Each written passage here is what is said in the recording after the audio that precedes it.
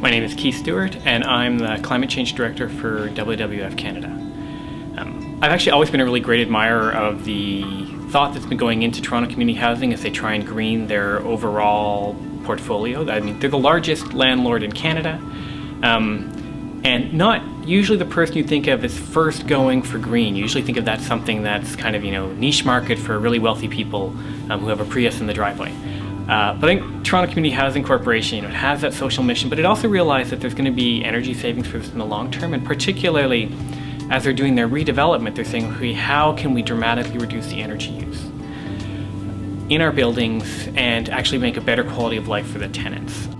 One of the big changes that's happening in the energy system around the world, it's kind of going through the same kind of revolution that the computer systems did back in the 80s and 90s. It went from sort of these mainframe standalones to this really distributed system where you've got all these small systems all over the place and they're all connected together. And the energy system is going from having a few big energy plants that are kept out of sight and out of mind, far away from people, to having lots of smaller plants and different types of plants built right into buildings. So we've got these systems that are producing heat and power at the same time, and a district heating for an entire sort of whole sets of buildings, which are vastly more efficient than having a little furnace in each one.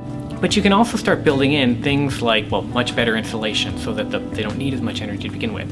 You can start building in things like solar panels and geothermal systems, and you're not necessarily going to get it all from one place, but you can put all these things together and you get this great kind of portfolio of energy supplies. And most of that power is coming from nearby. People are a lot more connected to it.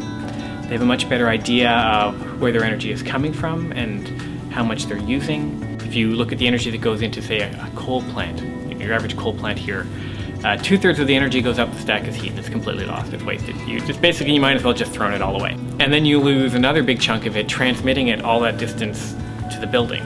Whereas if you have a system that's sort of in the building that's providing heat and power, you're using, you're basically getting over 90% of the energy in the fuel actually being useful energy in the building rather than kind of 25%.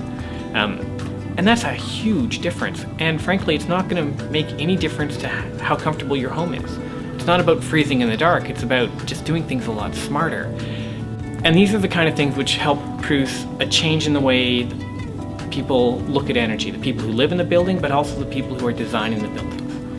It's no longer good enough to just throw up, your standard building that they're putting up for so long and think, okay, we're going to bring all the power in and we're going to take all the waste away, and that's not my problem.